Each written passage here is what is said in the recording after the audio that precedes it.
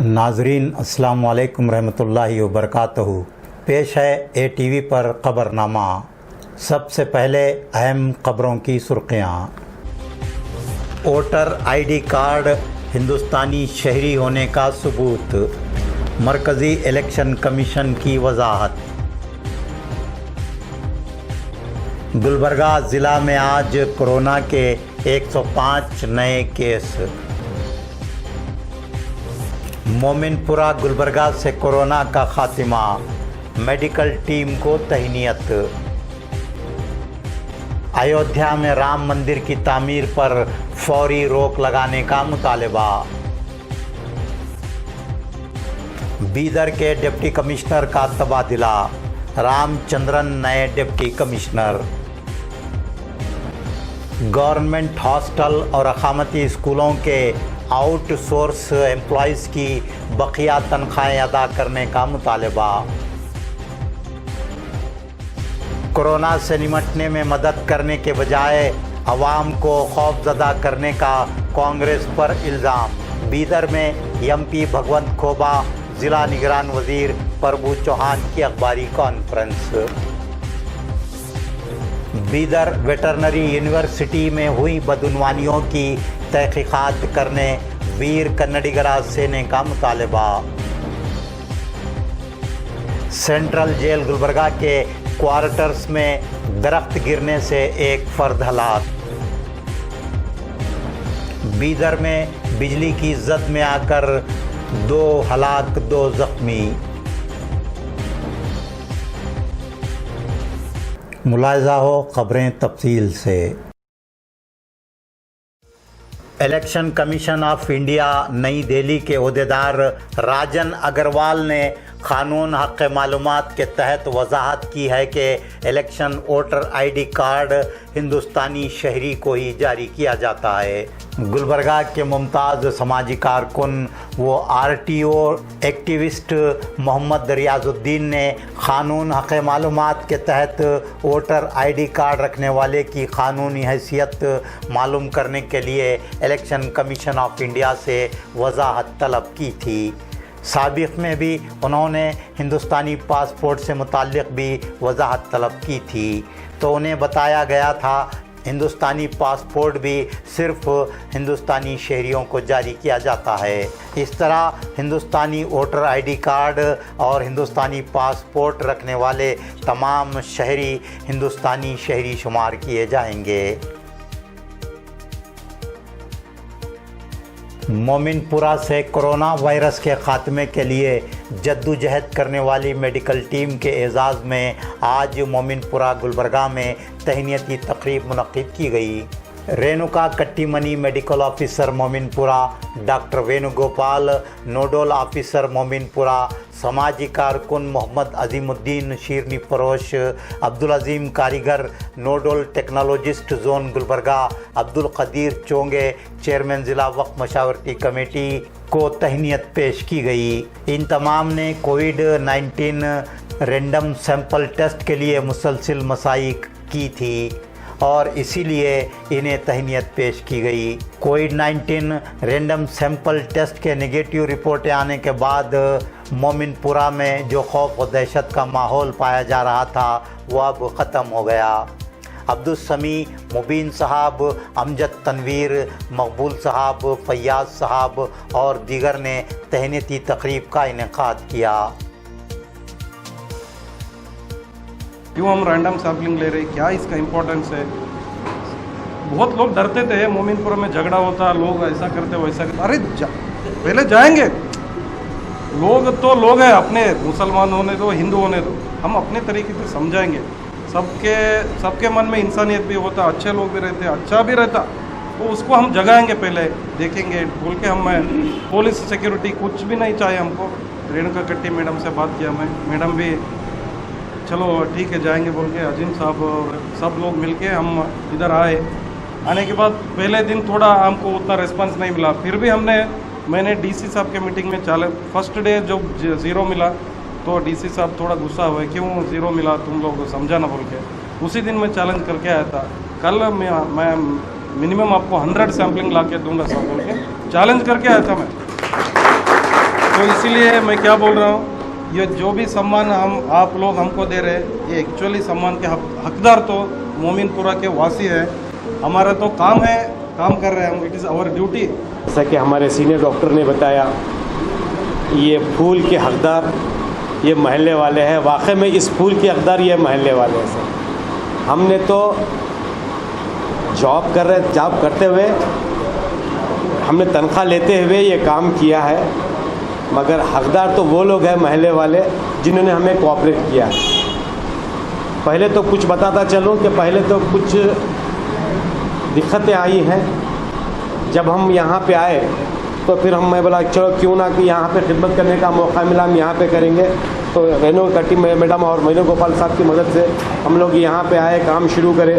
Start में तो बहुत लोग सारे हमें शायद गुस्सा आ गया उन्हें कि भाई हमारे होते हुए, हमारे महल्ले के होते हुए इन लोगों को ला के यहाँ पे करें। एम्बुलेंस आना शुरू हो गए, पुलिस की गाड़ियाँ आना शुरू हो गए, और हम बोले भाई हम इससे घबराने का नहीं है, इनको अवेयरनेस नहीं है जिसकी वजह से लोग इतना परेशान है।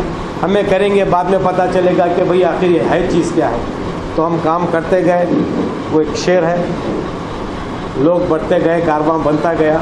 बस हम आके काम करते गए, लोगों को पता चलता गया कि भाई ये बहुत सही है। और क्वारंटाइन जैसा ही गए, वो लोग उन्हें पता चला कि भाई ये क्या चीज़ है, क्या है।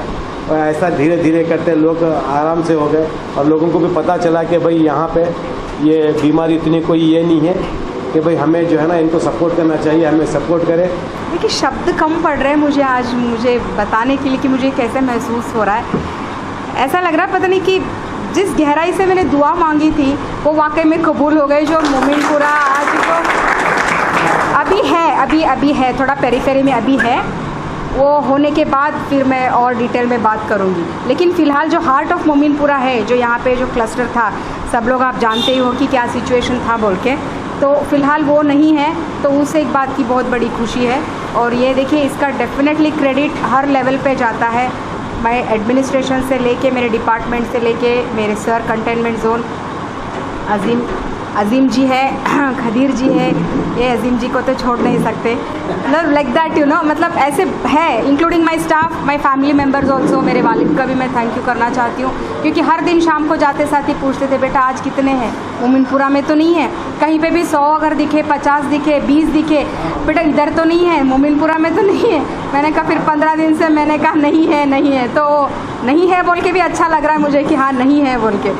रेणुका कट्टी मैडम को कुछ कहने से पहले एक शेर कहना चाहता हूँ। किसी ने फूल से पूछा तूने खुशबू दी तुम्हें क्या मिला, तो फूल ने जवाब दिया देना लेना तो व्यापार है, जो दे के कुछ ना ले वो प्यार है। वो प्यार ने मोमिनपुरा को कट्टी मैडम ने दिया। दिलाया था कबीर साहब और राशिद साहब मिलकर, तो वहाँ पर हम 4 लोग इस टाइम जिम्मेदार हैं, और बाखुदी हमने भी पूरे तीनों मिलकर अच्छी जिम्मेदारी से वहाँ पे पूरे जो इंतजाम उनको जाने से लेकर घर को पहुँचाने तक हम तीनों अपनी जिम्मेदारी पर वहाँ पे काम किए। इस वजह से वो लोग भी इतना खुश है कि बाकी अरे अब तो घर में आके पका क्या खाना पड़ रहा है, वहाँ खाने पीने की सहूलत थी और 4 दिन जो अच्छा तो ये सहूलत में कोई चीज़ घटाने की जरूरत नहीं है। तो उस वजह से जो है ना आज भी है ना यहाँ पे जो है ना वेणुगोपाल साहब को और हमारे कट्टी मैडम साहब को जो खाने के जाने की उनको फिर एक बार मुबारक कर देता हूँ, शुक्रिया अदा करता हूँ कि आज इस मुस्लिम चौक अल्लाहाबाद के लोग ये साबित किए कि जो डिपार्टमेंट इंसानियत की बुनियाद पे जो इंसानों की जो मदद करता है उसकी अहमियत क्या होती है। फूल की कीमत नहीं होती, इंसानियत की अहमियत होती है। आज मोमिनपुरा में जो रेणुका मैडम, वेणुगोपाल साहब जो अपनी जिम्मेदारी निभाएं, तो लोग मोमिनपुरा बोले तो दहशत समझ रहे थे, एक काली कोठरी के जेल में डाली सरकार समझ रहे थे, यहाँ आना एक बहुत ही अजाब समझ रहे थे। तो ऐसे एरिया को जो लोग कोरोना वायरस के ज़रिए जो एकदम दहशत जो कायम हुई थी, उसको मैडम रेणुका मैडम, कट्टी मनी और वेणुगोपाल साहब ने, हम अजीम साहब शिरनी फरोश, अजीम साहब कारीगर, मैं तो खैर एक पॉलिटिकल हूँ, लेकिन ये लोग डिपार्टमेंट के लोग, तारीख़ में पहली बार एक डिपार्टमेंट इतना फील्ड में जो कौम के लिए, अवाम के लिए खिदमत करते नज़र आया।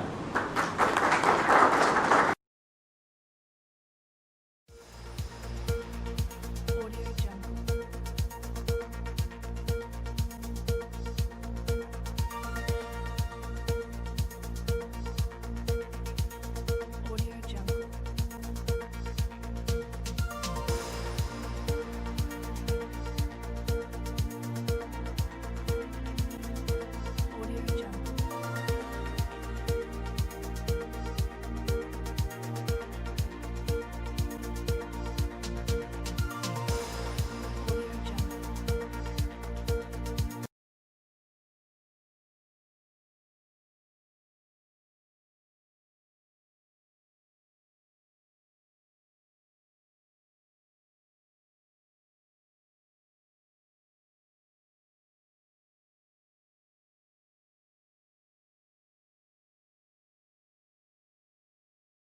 प्रश्न है, अगर राम वहाँ पे पैदा हुआ तो उसका कोई एविडेंस सरकार हमें पेश करे जिसके माध्यम से हम ये माने कि वह राम जन्मभूमि है।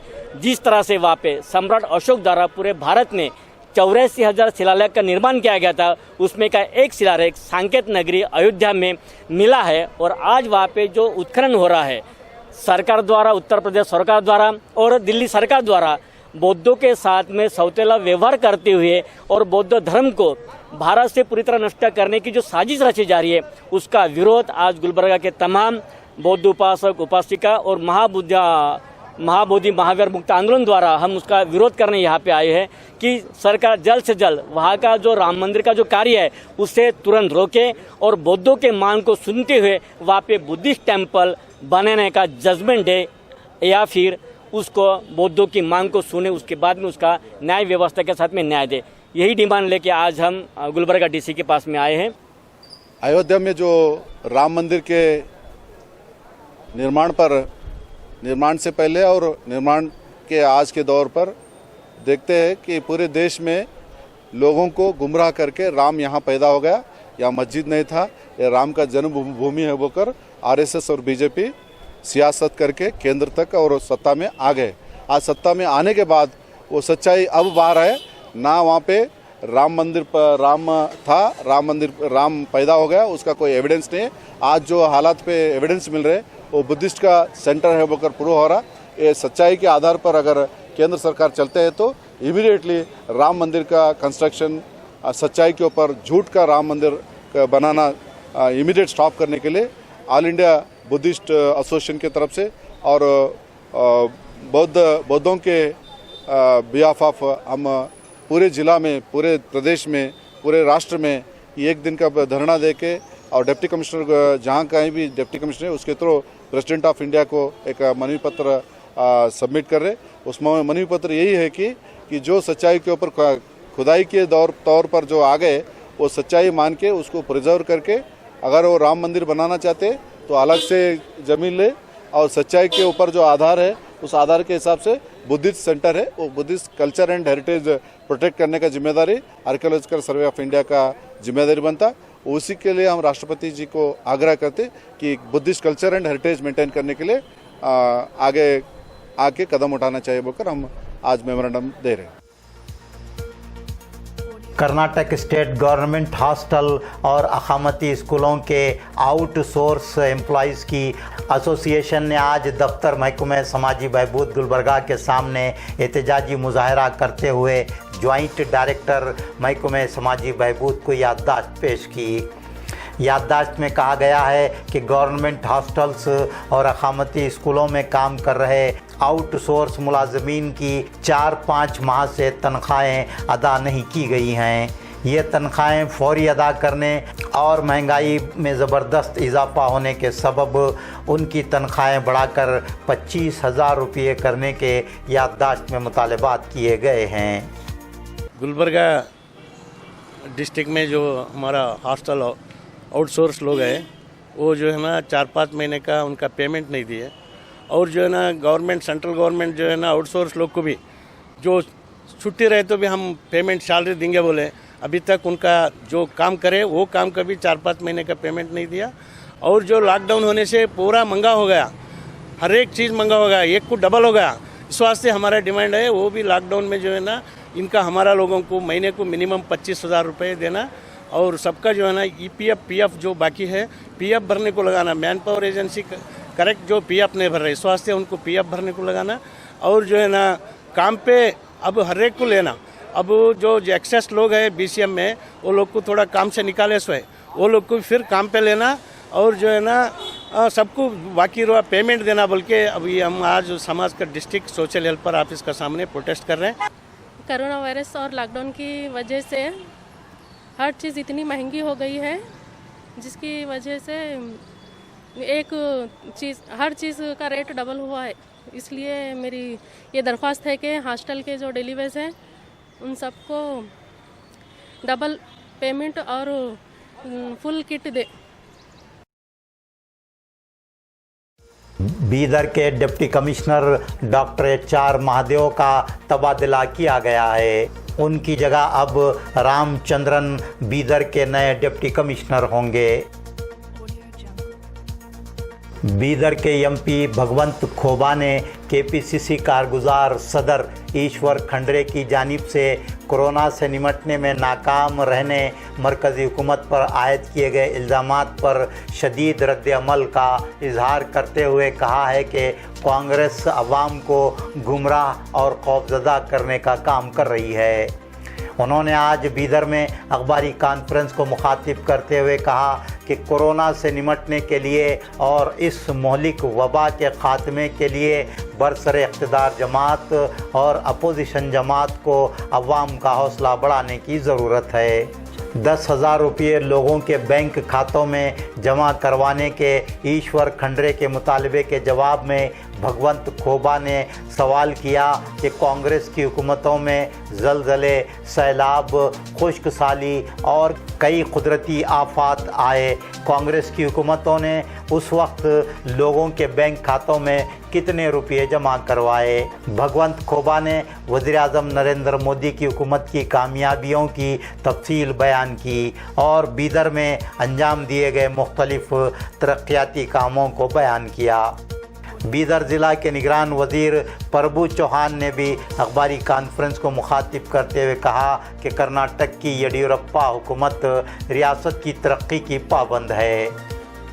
बीदर से ATV न्यूज़ के लिए अलीम बंदा नवाजी की रिपोर्ट।